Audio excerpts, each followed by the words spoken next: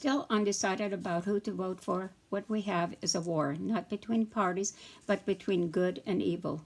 Let me tell you why this is my personal story. My grandfather lost his land to Lenin joyriding through a train through Ukraine. He stops in front of my grandfather and chats. Beautiful. How many acres? He says, 2,000. He says, good. Takes it in the house and gives him 100 acres to the grandfather. The reason? He wants him to farm the 100 acres, give him 60%, and 40% was his to keep. And he said, my grandfather says, what if I cannot give you the 40% due to drought or something else? He says, then I will take it away from you and give it to someone else.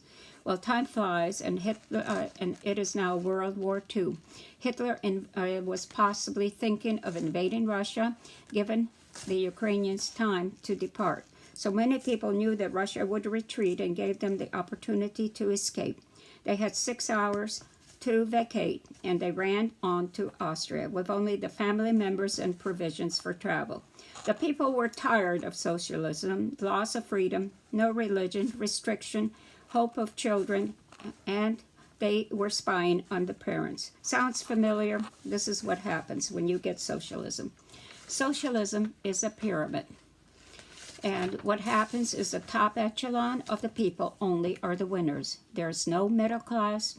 The ones on the bottom are the peons or the slaves. No room to elevate higher, so they have simple control over you. No one is exempt from being guilty. Amendments no longer apply. Guilty until you're proven innocent, no longer the innocent. No guns, no revolt possible. Incarceration without a lawyer. You are at their control. The government and their heads control everything and your future. When we arrived in America in 1947, I was only about 6 or so years old. We were ecstatic at being able to do anything. I learned much from hearing talks about socialism, from family discussions at the supper table. I learned to be on guard if this would cross my path again. It did, and when I saw Obama first time, the hair on back of my neck stood up. I learned from research why I disliked him. I watched in horror what he was doing to our country, but no one listened. Lies, scandals, dishonesty was part of his administration. Trump was the opposite. Truthful, transparent, but aggressive. I learned that this was the one thing many people were annoyed with, but I accept it as necessary. To fight for us and our rights, the socialists are so invasive. Aggression is necessary. Plus, they are deceptive, pushing all narratives as their victory.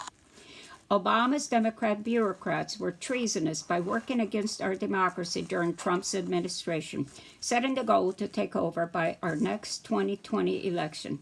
Biden was chosen because he ran as a moderate, but now is so far left that he is, at all rights, a socialist.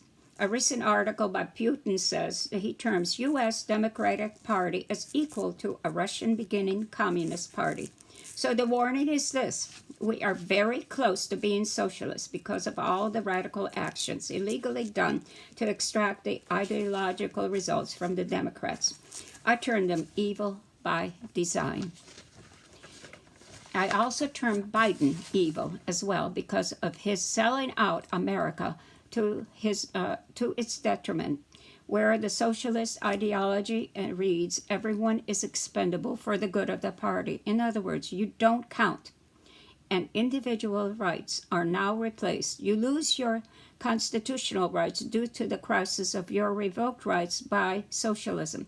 And this is all explained. This is why people should be very careful when they transfer to socialism, because you no longer have the rights. But the sadder thing is how depraved and negative Biden is about our country. His words, his doom and gloom predominate, as is dark winter. And worst is, we are fighting for your soul. Question mark. This can only come from the devil. If you care for your family, your children's future, and yours, do not vote for Biden. Vote Trump. I know when you do, you will have a better future than one that is controlled by the government.